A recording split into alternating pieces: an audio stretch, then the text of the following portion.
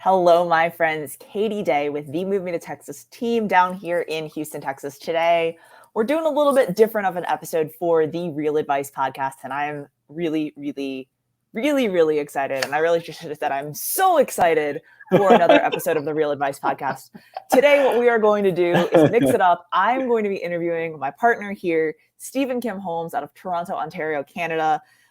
Just had to drop in who I'm interviewing just because he needs no introduction, because if you've listened to the podcast thus far, I hope you know who Stephen Kim Holmes is. But he's an absolute badass father, husband.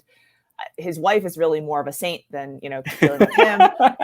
Great realtor, great team leader. He's a coach. He's a mentor and just all around awesome person who I am. Wow. I am really proud to call one of my best friends, Stephen Kim Holmes. What's going on? Day. I'm one of your best friends. You are. I appreciate our conversations. You are truly, you're truly an okay person. And I'm glad to know you. So I'm the world's most okayest person. And Katie, I look at you as like family, like blood. I call you sis, but I really mean it. Like you're like a sister to me. I love you. Who knows? I mean, we're both from the same country. We're both South Korean, so who knows? We probably are like somehow related in some way, if not by our love for dumplings and real estate talk. Perhaps we have like a long lost cousin somewhere or something. Love it. I'm sure we do. Anyways, all right. For those of you that don't know you, and I should hope that they do, because this is episode like 30 or 40 something of our podcast. Yeah. And if at this point they don't know you, there's something wrong. But quick intro, who you are, what you do, where you are. Let's go. My name is Stephen Kim, not Stephen Kim Holmes. I do not own my own brokerage. It's not called Stephen Kim Holmes. It's probably the worst Instagram handle, but when I set it up a few years ago, it was Stephen Kim Holmes, and it just kind of stuck. I'm 42 years old, in the prime of my life, in my career. I was a former elementary school teacher, almost 17 years, taught grade 8 math, phys ed, health, were my primary subjects. And then I just dropped it. I let it all go. I quit, left behind a monster pension, a great retirement plan, everything, tenured teacher, coached every sports team. You name it, I coached it for 17 years, and I packed it all up because my daughter wanted me to be on more of the school field trips. And it was November 2018 when I looked at my wife and I said, I'm out. And then January 25th, 2019, I quit. Sorry. January 25th, 2019. Yes, I quit. I left the whole thing. So I'm getting all my dates like mixed up and stuff. Time. It's been almost 3 years. Yeah. It's been almost 3 years. Which is crazy because, we always talk about, people having very fast rises and having success so quickly, which like you completely embody that. And I know you don't love talking about like what you do, and I know you don't love talking about yourself, but it's one of those things that like, I know, our coach, but your coach, Jason, shared it with like, some recent wins you've had and some recent, income wins and contract wins and things like that. And it's like, it's really awesome to see. And I love watching you, man. But all right. So, thanks, sis. Love you. Yeah. This is basically just an opportunity. It's like a love fest, right? So we're just gushing over one another. Oh, gross. Katie, let's talk about your wins. No. This is all about you, man. Don't turn this on me. Like it's that coaching session or that conversation that then turns into a coaching session. So all right, we're like 4 minutes in. We haven't really even gotten. I know. Okay. So, let's get tactical. Let's just like try to make this jam-packed with information. So what advice would you give to someone if they are looking to make the jump? We've had, a lot of people on that real estate's not their first career. Pretty much everyone real estate's not their first career. No one grows up wanting to be a realtor. So what advice would you give to someone like if they're looking to make that jump? I know you were in real estate part-time for a bit and you went in full-time. So like, what's the tactical stuff that you would tell people that they should do if they're hopping into real estate, full-time? Number one is commit to a schedule. And what I mean by that is get a rock solid morning routine down in place. And that has to be deeply tied to your why. Because I don't know about weather across North America, but here we're 6 months out of the year, we're winter. And we're talking minus 45 degrees Celsius. I don't even know what that is. Yeah, it's pretty bananas. And so when we when we talk about relentless commitment, it's got to be relentlessly. You got to be relentlessly committed. But that again just gets tied back into the why. But you got to have a rock solid morning routine and a rock solid schedule because you are an entrepreneur. You have to self motivate yourself every single day, no matter how big your win is today. Just know that you start at zero tomorrow, and that's that for a lot of people. That's a tough pill to swallow because it's a new day, new opportunities, new challenges, and new obstacles. And you just have to work to stay self-motivated, which again brings me back to your why. So getting a schedule, whether it's like you have to operate off of like your iCalendar, Trello, your CRM, whatever the case may be, you need something in place to just stay committed, to know what you're scheduling. And yes, even date nights with my wife go in my calendar and are scheduled. And the first time that I heard that, I was like, this dude's marriage is going south quick. It's probably one of the things that makes our marriage even stronger is that commitment in the schedule to spend time with one another. And so that would be that it start there, and then from there get a kick-ass CRM. I don't care what CRM you have, just get the CRM that you're going to use on a daily basis. Get the simplest CRM, use it, abuse it, move forward with it, and then after that, get a coach. Get a coach. Yeah. Pony up the money and get a coach. So funny enough, right now I'm at Inman, Las Vegas, and Ryan Serhant was speaking earlier, and one of the questions was kind of about like, holy moly, you do so much stuff. Like, how do you balance it, and how are you like showing up for your family? And he's like, truth is, I don't every day, right? Like, he's like, but I am committed to being home for dinner and to put his daughter to bed 2 nights a week, right? Saturday is family day. This, and this. And like, that was one of his things. He's like, date night is in the calendar. Right. And like, yeah, his thing is if I leave anything up to chance, I'll set myself up for failure. Ooh, and that like was that. not only like in his personal life, or not only his professional life, but also his personal. He's like, so it's like clear, honest communication. Like and that is not only with clients, but also with your partner and your spouse and your family and your children. Cause like, that was, I mean, my first business coach said the same thing to me. She's like, okay, so what'd you guys do for date night this week? And we're like, oh, I put in contracts into MLS and we drank a bottle of wine. And she's like, no, like you need to like do other things. The other thing that you said that I really liked was the morning routine. So I know your morning routine, but not all of the listeners know what you do in the morning. So run through what your morning routine looks like. Let's just be real clear. I don't know many people who are morning people per se, like intimately. It's just I know that those are the 2 hours every single day that I get to do me. No kids in the morning running around screaming, I can't find socks, rushing to make breakfast. It is the 2 hours every single morning, 4:45 to 6:45, relentless time for me. I meditate. So actually, first thing that I do, I wake up in the morning, splash cold water on my face, do quick 10 push-ups just to get the blood flowing. I'll meditate, I'll do gratitudes, and then I'll work out. And then I'm in full out dad mode until 8:30. Breakfast, packing lunch bags, getting the kids at the door, dropping them off to school, and then boom, I'm in the office by about 9, and then I kill it. How long does it take you to do 10 push-ups? I've seen your arms. So like what, 4 or 5 hours? Like what's that? Yeah, I would say probably an hour per push-up, right? I can't believe you just outed me like that on this podcast. I have big Your arms. very own podcast. You're getting called out. I love it. But that morning routine is so important. It is like my sanctuary. It is so protected, but it's really about me setting myself up and my day up the proper way. Like, I don't care if I go to bed, like I'm negotiating till 3:30 in the morning. I will sleep an hour and 15 minutes and get right back up because that time for me is so important. I'm sure it is for you. Like, all high performers have one thing in common. They have a solid morning routine. So that's my morning routine, which I absolutely love. And no matter where I go, it's the same. I remember when we met in Anaheim years ago at Summit, and you guys are 3 hours behind. I remember waking up at like 1:45. I mean, like, what am I going to do? Like, this is so, like, it's just crazy, right? But it's like, lucky for you, in Anaheim, the gym opener was 24 hours a day. Here in Vegas, the gym doesn't open until 7 a.m. So I've been doing like burpees and push-ups in the room.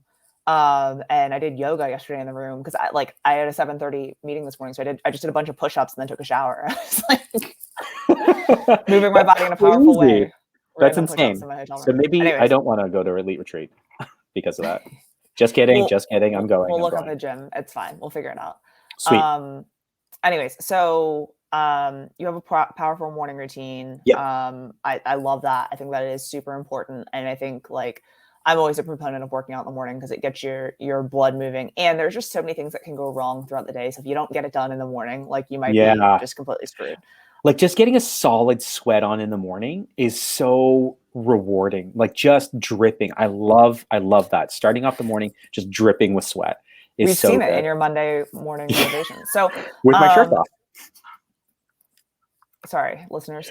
So the other thing that I wanted to bring up was, speaking of your Monday morning motivation and all of your video, like people always tell me I produce a lot of video, and like, yes, I do, but you produce, like, if I do a lot, you do a shit ton, right? Like you produce what, 8 videos a week, like 72 videos a week. I don't know, something like that. What 72 a week. Yep. advice Close. would you give to people in regards to video and like getting started? Because I mean, people will look at what you do and they see a video every single day on Instagram. Like, I can't even keep up with that, and I produce a lot of content. So, what tactical advice would you give to people that are like, okay, I'm trying to start, I'm trying to do better. How should they start? Do what you love. And I know I've said this before to you. You've heard this countless times. I've said this to everyone. Like, do what you love. And what does that mean? What's the thing that you love doing? And document that. So if you actually go through, and I've spoken to like our coach about this, like he wanted to really understand the intricacies of every post. Like, why are you doing this post on this day? So on this day. So everything is themed. Monday through Sunday, I have a themed post. And then I sprinkle in other videos along the way. Those theme posts are what I'm inherently really interested at. So the Monday motivation. Yeah, well, I'm a former school teacher. Get 33 grade 8 students on a Monday morning at 8:15. If I don't bring it, they will crush me. So that Yeah. was easy for me. The Thursday quotes, I love quotes. Why not use the words of someone else much wiser than me to instill or inspire other people? Right? Great. I love food. You and I love food. Foodie Friday, no problem. Wednesday, I live in Richmond Hill. I'm going to document stuff in Richmond Hill. Tuesday, it's a home tip. We preview thousands of properties. These are all things that I've seen on properties. Why not share that with the general public? Yeah. Saturdays are stats. We should be the knowledge broker. So I'm just going to give you the stats. I'm regurgitating board stats to you on a Saturday. Then Sunday is behind the scenes. We do a lot of stuff. It's a little snapshot into what we do behind the scenes, and then just dropping in other videos, listing videos, the TikToks, all of this stuff. So 7 to 10 videos a week. And I do it not for like, hey, look at me. This is what I'm about all this, and I need, the accolades and the attention. It's not that. It's the fastest way for me to stay top of mind with people. Yeah. I know that on a Tuesday morning, if you open up your phone, most likely you're going to see me. And I'm in real estate. I do Right? almost Yeah. every day. I know. Sorry about that. But again, if you're someone in my database, past clients, Sphere, whoever, and you're thinking of it transacting on a Tuesday morning, and then you open up your phone and you see me, I'm now worth consideration because I showed up. Yep. Yep. Yep. And that has no, and that Yep. yep. That has certainly been a significant driver for your business. So let's talk a little bit about that. Like, Yeah. okay, you put out all this info, like just talk to me a little bit about kind of your lead pillars, or tell everyone else about your lead pillars since I know them, right? Tell me a little bit about, what you've seen, right, by putting out content on a consistent basis. And you haven't always been 7 days a week. Started out 2, started out 1, and he scaled up from there, right? I always say that you start out with something, do it consistently, and then layer on more stuff. So he went from doing a Stephen Kim, Holmes podcast to then, or sorry, not podcast, show, to then Yeah. adding in, tips, and then being like, oh, this would be good. Oh, let's do motivation. Oh, let's do this. And then suddenly he's posting 8 times a week, right? So what was my question? What? Honestly, this is the best podcast.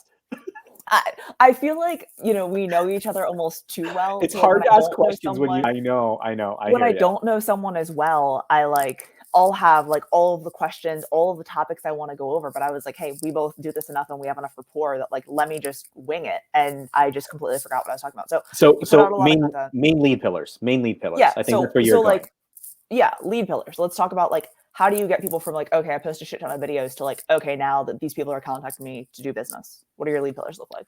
Lead pillars right now, so a ton of repeat referrals, database, my sphere, huge, huge, huge, huge, huge. And that's the primary reason why so much content gets put out, is because I just want to stay top of mind. I So want consideration. Yeah, I'm just going to completely interrupt you on this one. So, sure. okay, you get a lot of repeat and referral business. So, do you just put out content, or do you then put that into a newsletter? Do you then do client Yeah. events? Do you then do pop-bys? What are you doing to dig deeper with repeat and Yes, referral yes, business? yes, yes, and yes. So we're now transitioning to once a week emails. So four emails a month, or if there's five, and maybe 5 weeks in the month, it'd be five. So we're doing a weekly email. We do pop-by events. We do a spring pop-by, and we do a Christmas pop-by, a holiday pop-by. So I'll dress up as Santa. We have our elves. We'll go and we'll give like Santa socks to our things. It's just because of COVID. We can't do mass gatherings right now. So last year we did it. It was tremendous. We had so many people reaching out, just being like, thank you so much. In a time when we don't know what's right, what's up, down, whatever, you spent the time and you came and you just brought Christmas to our kids. And yes, it's Korean Santa. And a lot of the kids were like, ooh, that doesn't really look like Santa. But it was just the act of us going out and like handing these sacks to the parents, taking pictures and sharing that memory. It Yeah. was so Yeah. rewarding. What we failed to realize when we did that was that all of our clients who didn't have kids were like, yo, we saw you on Instagram. Where's my stuff? And I was like, You should do damn. like, you should do, yeah. That's So funny. this year we're hitting up everyone, right? Just because again Yeah. we can't gather together. So we do those. We do client events. We do micro events. We do tons like we do happy birthday cards. We send them a quick little $5 coffee card, home anniversaries, Valentine's, New Year's. We hit people up like multiple times a month. And then it's social media, which is I know I'm going to get in front of you every day. So, is the coffee, you said a $5 gift card, is that to the Tim Happy Hortons? birthday. Oh, Katie Day knows Tim Is it Hortons. Tim Hortons? It's like the Yeah. Dunkin' Donuts of the Yeah. US, Of just a Canada. little Yeah. bit better. Have you ever had Tim Hortons?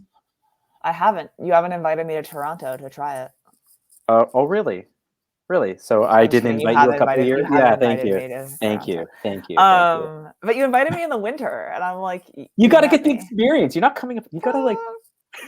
All right. So, okay, what would you combat? What would be your objection handler to an agent saying, I don't do pop buys because all of my people are just so far apart and it's a waste of time? Amazing. You're leaving yourself open to someone like me. And I'm not trying to come across as cocky or boastful, but if you're not a high touch, high service, if you're not servicing your database even after the close, there's a potential that they will come and meet someone like me. And I'm just saying that to motivate people who are listening and watching to love on your database. I'm not saying because we're so good, we're going to steal the business. No, you're just leaving yourself open to people like us who just take it up an extra notch. And this reminds me of like the Glenda Bakers of the world. I do what I do because I don't want to leave myself open to like the Glenda Bakers of this world who like ship cookies across the country, like for just a hello. Like that is bananas. And so that's what I would say to that objection. If you love your business and you want to hold on to your business, then you better do damn well at loving on your database. I love that. And what you just said, that people like us do things like this, right? The Seth Godin quote that we've all been kind of throwing around over the I past few love it. I know. weeks after Summit, like that. But that like can be applied in so many different circumstances, right? But people like us do things like this. It reminds me, I had at my brokerage, they had me talking about listings, like how are we getting the listings that we're getting? And it's not some like golden formula. It's not like this secret pill or magic potion that we have. It's just we're very good at everything that we do every step along the way. And if we were to kind of pit your process versus our process, I would go out on a limb and just say, generally speaking, I think our touch points are just a little bit more focused and we just execute out on them at just maybe a little bit of a higher level. Well, and mine's a process, not a process. So that's probably part of it. So what would you say? I'm going to write something in the chat here. Private everyone chat. listening to this are like, are these people best friends or do they hate each other? Yeah, what is no, happening? we're best friends. Here, let's get this out of the way. About sounds like a boot. Process. Milk. Admin. Yeah, admin. Anyways, so lead pillars, you started, and then I just light bulb moment. So Sphere, past clients, all that, the people that you already know, the people that already know you, like you, trust Geofarm, you. Geofarm, the door knocking, the open houses. We did online leads for like a hot month, and then we just couldn't service the leads. It was just too Well, and much, I'm and very I surprised that shut you that all up. did, because we have very similar businesses, like as far Mhm. as Yeah, my very lead pillars similar. are basically what Yeah, your lead pillars are. yeah. So I'm surprised you did online leads because yeah. Because I wanted Anyways, to try it out, though. That's the thing. I just wanted to try it out because I've never done it before. But then we got slammed, and the team was like, "Whoa, like stop!" So then we had to shut it off. So, but anyways, what do you got in your beer, your koozie there? it's And just water, how come it? Oh, looked like a. water. Ice water with Anyway. electrolytes because I'm in Vegas and that's all that needs to be said. Okay, so touch points. You just talked about touch points. You said that your Yeah. process for listings is going to be better than someone else's process. What would you say would be some of the things? Because I think it's something that like it's not like you came out of the gate with your listing Oh, it was process and crap. it's not like it was like top notch day one, right? Every time Crap. we have a listing, every time we have a difficult situation come up or whatever, it gets better, right? Yep. So what would you say would be some of the things that if I'm a new agent and I have my first listing, like what are some of those over the, like I don't want you to go through from first appointment to closing and give me every single thing. What are the top 3 things you would say are like, do this to surprise and delight your clients, do this to really raise the bar? Okay, so number one is if you don't know who I am and you're calling me or DMing me, whatever, the first thing that I'm doing is I'm pushing you to all my social media channels. The reason is that's the fastest way that I can qualify whether or not you want to work with me or not, right? So I could push you, hey, go check us out on Google, go check us out on Instagram and stuff like that, and work the agents that you'd like for us to represent you on the sale or the buy, whatever. Let's set up an appointment, and I have these dates available. So very quickly getting the appointment after they see me. I know that once they check us out on Google and they check us out on social, if they set up the appointment with us, it's pretty much a done deal at that point. Okay.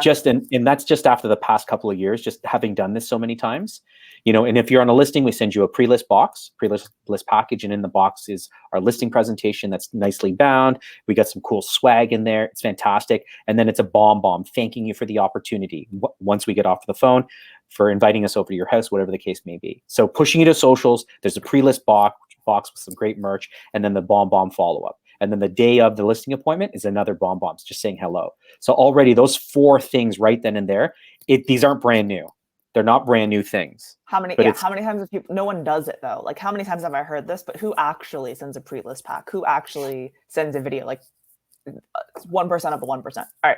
So social media, surprise and delight, give them high level information and fun before you even meet them.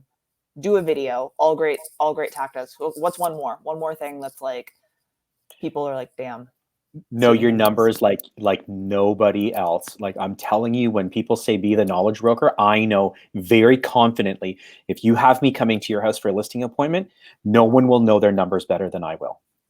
It's just it's not going to happen. 2, 3, 4. Yeah, I got it. No one will know them better than I will. It just I never want to sit at a kitchen table across from a potential homeowner, then telling me about their neighbor that sold a couple of days ago, and I don't know that information. So scrubbing exclusives, touring the neighborhood even before the listing presentation day, knowing the markets, knowing the trends, everything. Get in your car and drive the neighborhood before you meet them on that Saturday. Go on a Thursday. That's one thing that I think, because especially when you look at comps, you can look at them in the computer, but it's in a vacuum. If you then drive by them and see that one has a dump across the street and one has a this and a that and whatever, like that's good information to know why it sold for 10 grand less or 100 grand less or whatever. One thing that I really like doing is on a listing appointment, if you have comparables that are active on the market, if they've been sitting or if they're way high or way low on price, take them to 1 or 2 of those or how many ever of those to the home for them to tour it. Because if you see that the comp has, quartz counters and a waterfall island and like brand new flooring, and you walk into this other house and it's like carpet in the bathrooms, right? You're like, well, I know we can't price anywhere near this. And you take them there and they're like, holy crap, that's a really nice house. Or vice versa, right? Hey, like this house actually is dark and it smells terrible. Like we know why homes don't sell, right? Don't smell. So we know how it shouldn't smell. But Yeah, that's yeah, like the yeah. thing that we've started to do is taking them to the comps. And I Letting them remember for all the people who are listening and watching who are Tom Ferry clients, go check out Katie's listing presentation talk that I was obviously moderating in the Illume. But I remember that specifically, you saying that, Katie, you were like, I take them to the house yeah, if I can. So that it's yeah. like, hey, you know what? They sold for 800. Why do you think yours is worth 9 when you have carpet in the bathroom? It's the best way of giving them that shot of reality without you giving them that shot of reality. Get them to Well, experience it. yeah, and I mean, we run the comps, we give them the price, and then ultimately it is their decision. But like most people are intelligent enough to put two and two together, right? So, Yeah. um, Cool. what would you say? What would you say? Well, what advice? So, you and I are in very similar positions in growing our teams and growing out our organizations. What advice would you give to someone if they are just looking to start a team tomorrow? Ooh, if you're looking to start out, that's a good question. If you're looking to start a team tomorrow, get very, very clear on your 5-10 year goal. Like, what are your expectations? I'll share mine with you. It's time. Just getting the time back. So what does that look like? That means I got to really pull myself out of production. Then understanding, well, how many agents is that going to take? Essentially reverse engineering the whole thing. Got to get very, very clear on your expectation. If you're trying to build a team because you're trying to make the most amount of money possible, you may just want to start off with maybe one buyer's agent and an admin and just crush the deals and go all in, relentless, great. But the bigger you scale, and you know this, Katie, it's not like money's raining from the heavens. It takes time to build, right? And so get clear on your expectations. If you want to build a team, know specifically who you need to hire. Should not be friends and people you want to hang out with. That whole like visionary and executor, that type of model. And then hiring for the roles is really, really important. Yeah. Yeah. Someone said something the other day, as you said, like, it's not like you start a team and money starts pouring in. It was a team panel or whatever, team speaker. And the thing that he asked is, he's like, how many here own a brokerage? How many here have a team? And then he's like, okay, how many here own a brokerage? And people raise their hands. He's like, okay, now keep your hand up if you also have a team within your brokerage. They kept their hand up.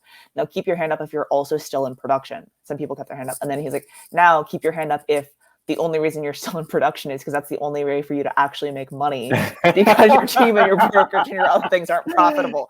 And there were a few people that did keep their hand up. And he's like, that's what's wrong with real estate, right? Like, people start a team and they think that like money's just going to be coming in, falling from trees. But like as a team leader, you have a lot more overhead, and things, right? So And the thing is, like, you got to be real clear. Like, I find a lot of people, they do build a team because they want money. But the thing is like, understand that, like, as you build a team, like, if that's the case, like, it's not going to happen in the first few years. It may never happen, right? But it's just, that was the big realization. I've built up a really good book of business in almost 10 years. And to give these high quality, we're talking multi-million-dollar leads, and me taking 50% of it. Well, I can keep my feet in production, but then I'm never going to get my time. My time is the most valuable thing. So I just have to I came to the decision 50% has to go to get that time, because that's more important to me. So then how many more people and how many more transactions that need to happen for you to still make the same amount of money? So that's, people just are like, oh yeah, I need to hire a couple agents. And you're like, oh no, this is, yeah, I hear you. Well, is it the last question? I'm trying to think of any other questions to stump you on, but I'm like, you being a former teacher and a coach and a mentor and, a leader, like, I don't think there's anything I can stump you on. So, Stephen Kim, if it was your last day on earth, what would you be drinking? Oh, dude, what? That's a good one. Dude, what would I be drinking? Oh, shoot. I don't know. That's a tough one. I'm just kidding. I don't really care. What would you be eating? Okay, What's your last meal on earth? I'd be eating, so me being Korean and growing up on Korean food, my mom makes killer kalbi. And for people who don't know what kalbi is, it's this like marinated rib, sweet, savory, but when you barbecue it, it's amazing. And my mom makes the best kalbi in the world with a side of kimchi, which is fermented cabbage. Doesn't sound good, but wait till you have it. Amazing. It sounds amazing. It's my mom's kimchi and kalbi, like, game over. Game over. Game over. All That's right, it. my friend. Well, Love I you. so Love you, appreciate sis. you. I am so glad that I finally coerced you into doing this. So I very much appreciate you taking the time to talk about your business and talk about your life because I know you hate doing so. So I appreciate Appreciate you, you. sis. I appreciate you, And sis. I Love you appreciate so everyone much. that actually listened to the entire episode. So thank you all for sticking around. But that's all I've got for today. And we'll catch Cool. you on next week's episode of the Real Advice Podcast. Sounds good. Thanks, everyone. Love you, sis.